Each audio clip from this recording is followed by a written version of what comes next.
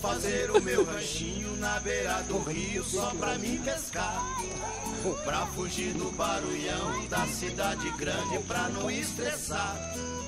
Lá eu fico amoitado, jogo um farelinho pra ser. Peraí, vou passar o passaguá. No banco eu tô atolado até o pescoço. Ai, como é difícil. Aqui 68, rapaz. Nossa, isso é grande. Aqui Tambão, Ah, moleque. 68. Olha o tamanho, peraí. Mostra aí pra você ver. Tô vendo na passaguá. Olha o tamanho. Vai escapar, Vai escapar, pega aí, ó. Põe na grama.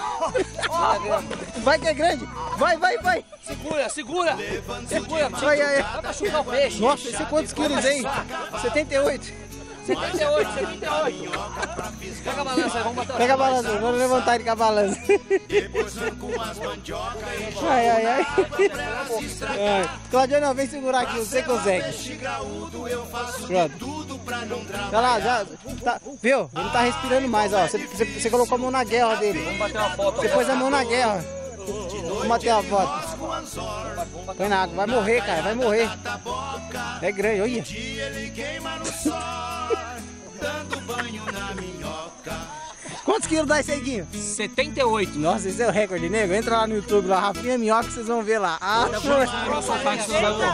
morrer. vai soltar? 78. Vai, solta ele aí. Tarrafiada que Devagarzinho. precisa 4 pra poder puxar. Dia desses lá no corvo ele apichou a sua tarrafinha. Já era, mano. Ah, moleque. Toca uma onça pata, 18 galinhas. Ai, Jesus. Ai, como é difícil a vida do pescador. De noite ele rosca o anzol na gaiada da